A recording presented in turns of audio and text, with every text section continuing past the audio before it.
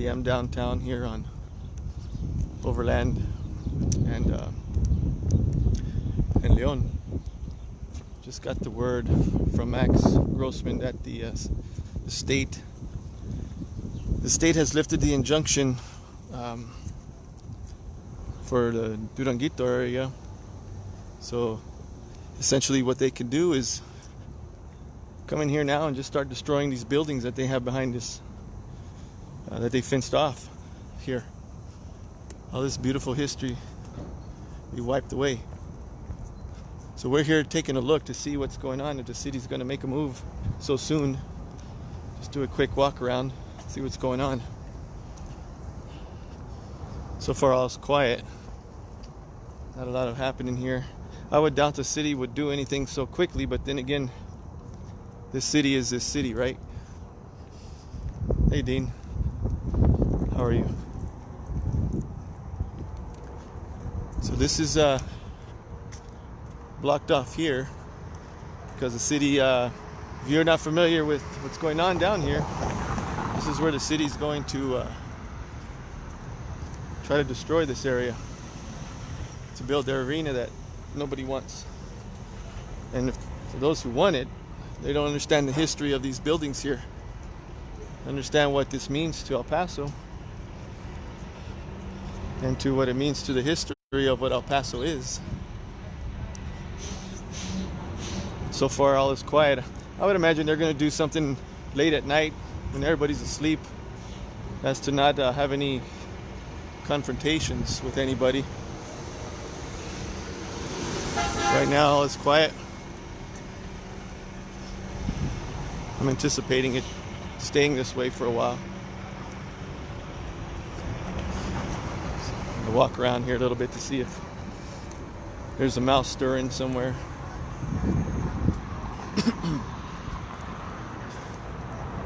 Let's see. For those that are not from El Paso watching, this is our downtown. This is the buildings that we're trying to preserve, to get them refurbished, get them resurfaced, and bring them back to life. And what the city's choosing to want to destroy instead. Okay, I'm going to go around the other side here. It's a pretty rundown area because the city neglected it, and the people who had this property essentially were holding on to it till they could do better things with it. And well, if you're familiar with Beto O'Rourke, then you know him and his father-in-law have a big part of this. They have a big part of the gentrification happening down here. And instead of revitalizing this whole thing and making this a cultural neighborhood, a cultural area to get tourism in to enjoy the culture of El Paso, instead their solution is to just tear it down and put an arena here that's going to cost 3 times as much as we were told it would, because that's the way the city operates. Instead of coming in here and cleaning all this up and trying to make this preserve the culture here, it's easier for the billionaires to just wipe it out, because what kind of money is there in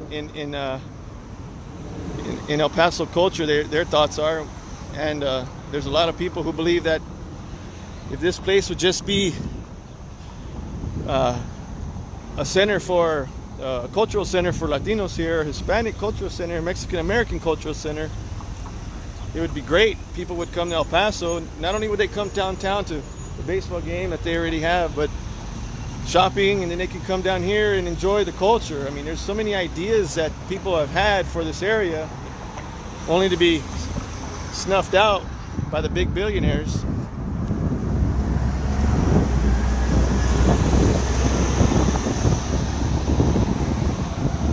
Big billionaires don't want to lose their money and don't want to spend their money on doing the right thing.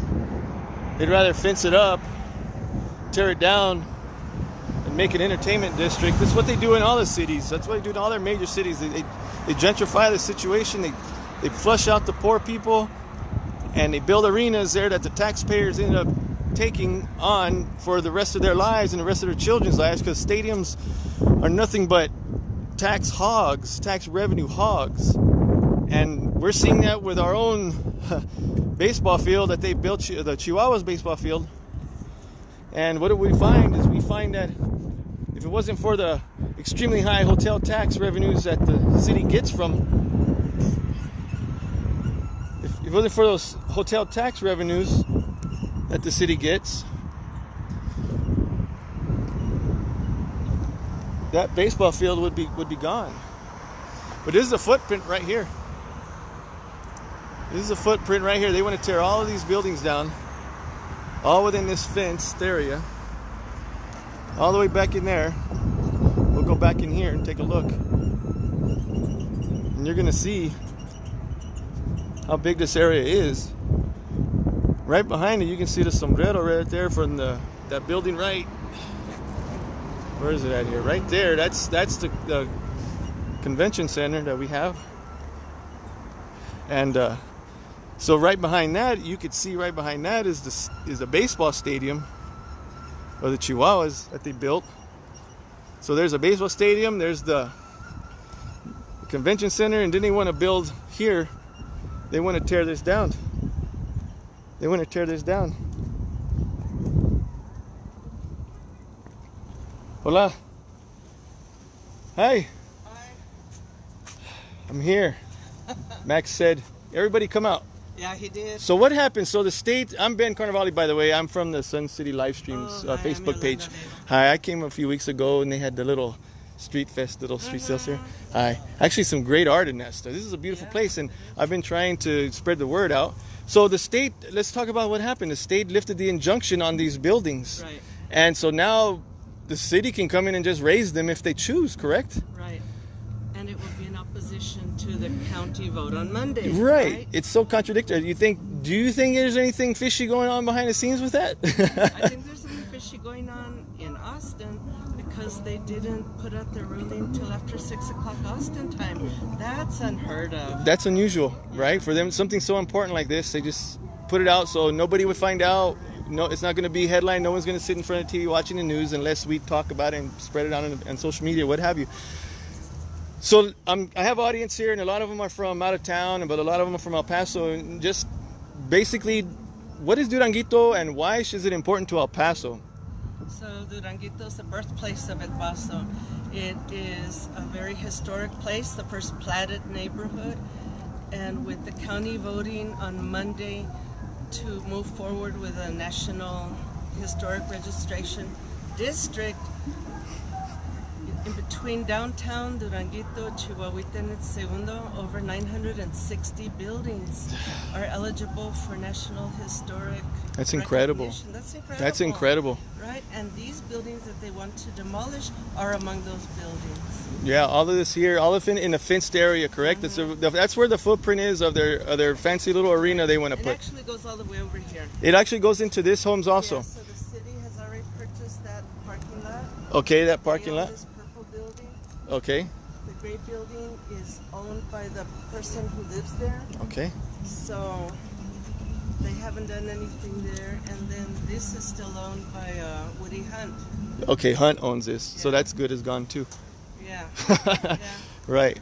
Okay, and she's a resident here, correct? Right. She's been here for She's been here ever, decades. for Yeah. decades, and that they're trying to push her out Right. so they can build their fancy little arena here. Right. Instead of turning this into a cultural center for El Paso to have tourism come in to enjoy the riches here, the enriched environment that the Latinos bring to this, they want to just tear it down and get rid of it. Right. It's horrible. It's horrible. It's absolutely horrible.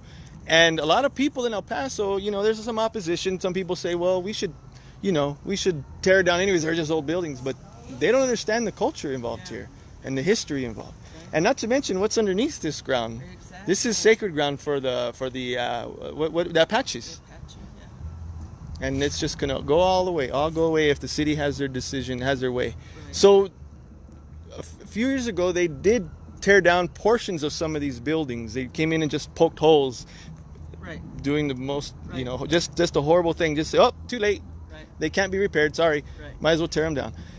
So the fear is that now that they have this injunction lifted, they could come at 4 in the morning, anytime at night.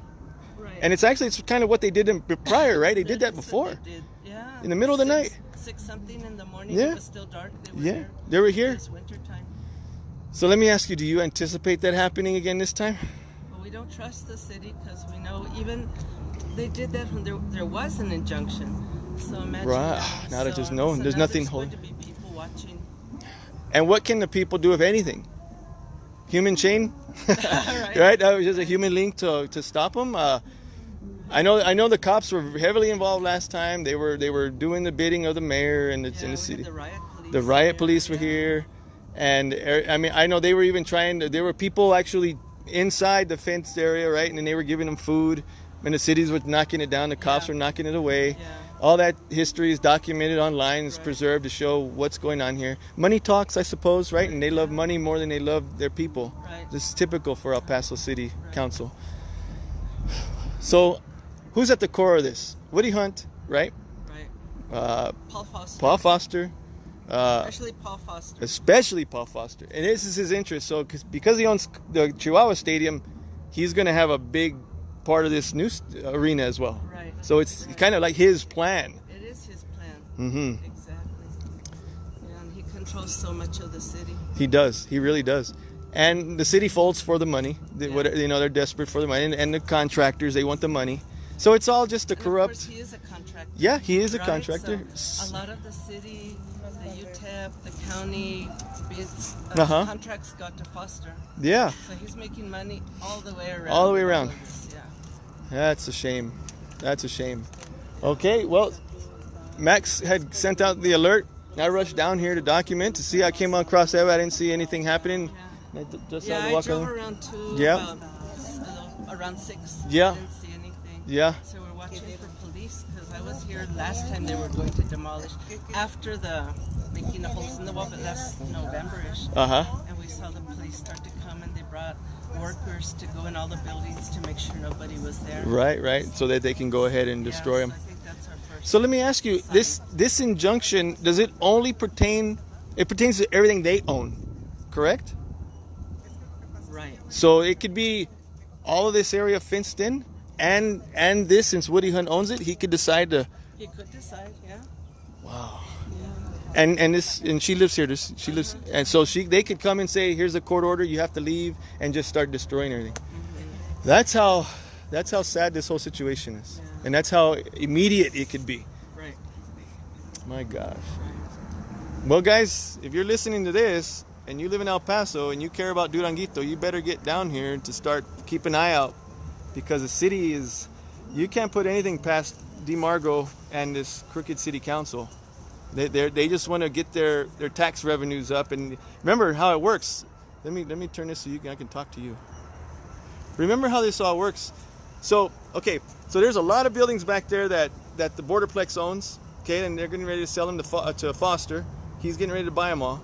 Okay, so this name Paul Foster, for you who don't know, came in here a few decades ago and decided to be just make his riches and exploit El Paso is what he's doing. And the city's giving it to him. All right, the city's willingly bending over for him and saying, "Here you go. We're so broke and we don't have enough tax revenue. We'll let you do whatever you want as long as you give us a decent amount for this."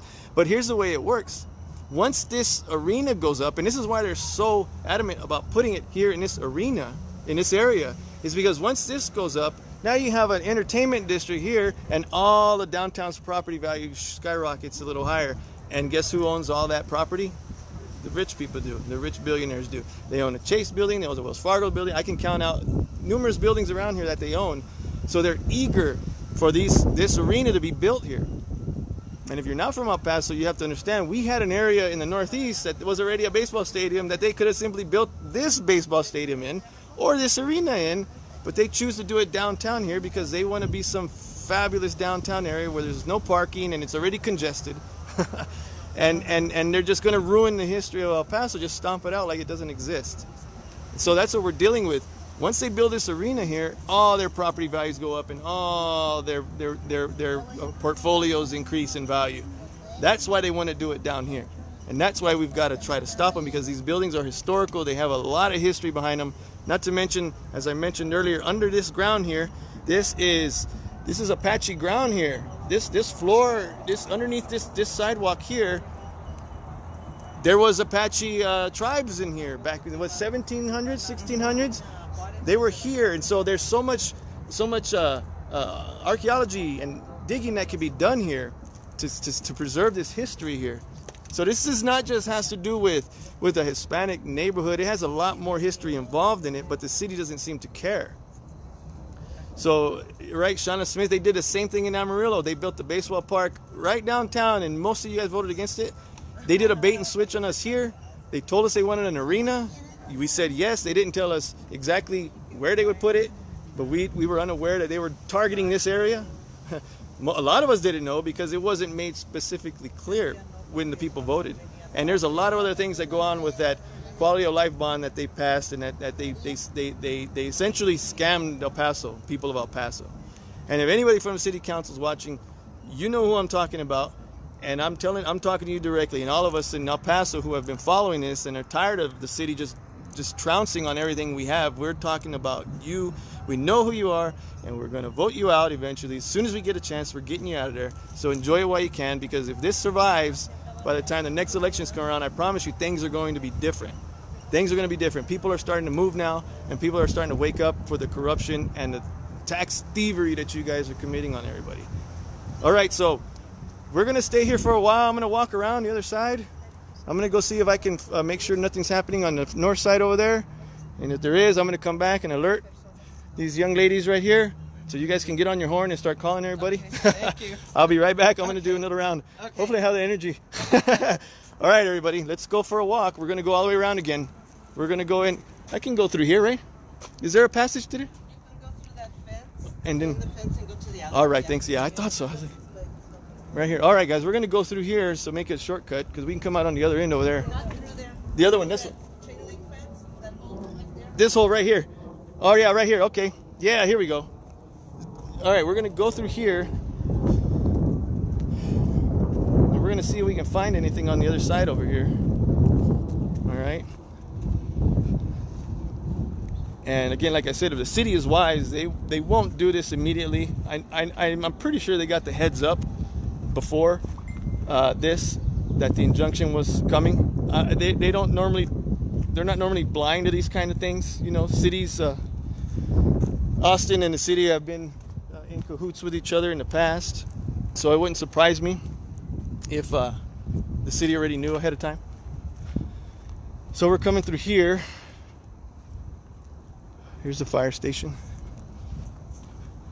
Okay, we're gonna walk around here. It's quiet. I don't see any cops. They're waiting for police officers there, because what the police officers are gonna do is they're gonna make sure nobody's inside the fenced area, and then if they have bulldozers, they will most likely go ahead and make sure it's clear and then start destroying stuff. And if they do, oh boy, if they do, then you know what that means. That means there are going to be a lot of angry protesters out here, including myself.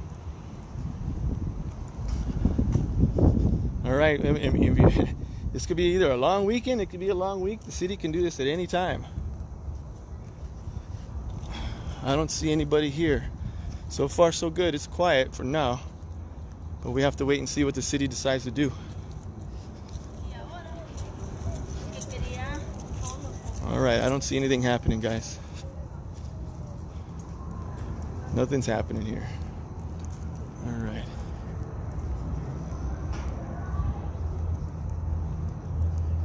Yeah, Vanessa, I think you're right. I think you're absolutely right. News station pulled up. I don't know if you saw him in the background when I was speaking to the young ladies over there inside the area. Channel 9 showed up, NBC, and they didn't see any action, so they drove away. They were anticipating something going down, I'm sure, because it's such a hot topic right now, hot issue. But the art, guys, the art in this district of El Paso, all right? The art of the Hispanic culture, the Latinos here in this part of El Paso is incredible. If you're an art if you appreciate art, if you appreciate the culture, you would love this area. You would absolutely love this area. And that's why a lot of people want to preserve, because there's so much value in this. There's so much value in this area. But not everybody sees it that way. And that's the worst part of this whole situation. Again, it's all about money. It's always about money, right? It's always about money, and this city council is desperate for money. They don't have enough money to afford their obligations anymore, because they had this quality of bond election in 2012, some odd hundreds of millions of dollars, and it was supposed to go over the course of 20 years, or not over 20 years, over until like 2024 or something, when they were finally supposed to finish spending all that money. But the problem is they're trying to rush it through, and what happens is they spend all of the tax revenue they have, and they can't afford to buy police cars. They can't afford to build a police station on the east side. They can't afford to build the things they can't afford to fix the roads. They can't afford to do a damn thing because they spent all our money already on these projects that they're shoving down. And then to top it off, they throw on extra projects that we never even knew about, and they overspend on a lot of these projects. For example, Children's Museum. If you watch Judd Burgess's video, he talks about all the money that they've wasted and they're going to waste and spend that we didn't agree on. The people of El Paso didn't approve. One of those is the Children's Museum, where we approved $20 million. Well, another group came up and said, well, we'll donate $20 million also. So the city said, well, what the heck? Why not? Let's just throw $20 more million on there. But the people of El Paso didn't approve that $20 million. Okay? That's where our problem lies. And so they don't have money for these things.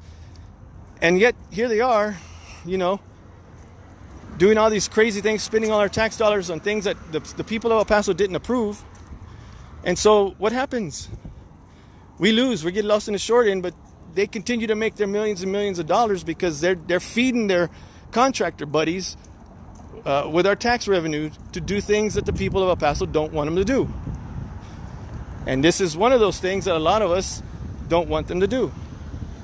They wanted to build a resort on the foothills of the mountains on the west side. It's a place we call Lost Dog. For those of you from El Paso, you're familiar. They wanted to build a fancy resort there that most El Pasoans couldn't even afford. And they were going to destroy one of the best kept secrets of El Paso, if you will, the Lost Dog Trail. Lots of people use on a daily basis. But we stepped up. There was a petition put in by the Bonarts and Rick Bonart and his wife and a couple of others. They got this position for this. They got the petition ready to go, and guess what? The city lost by like 90% to 10%. 90% of the people voted to preserve Lost Dog Trail because they didn't want the city to destroy the foothills of the mountains again for more money, so they could raise more money and charge the taxpayers a higher percentage. This here is no different. They don't see this as something that could be revitalized. Instead, they see it as an obstacle to their goal of completing their entertainment district.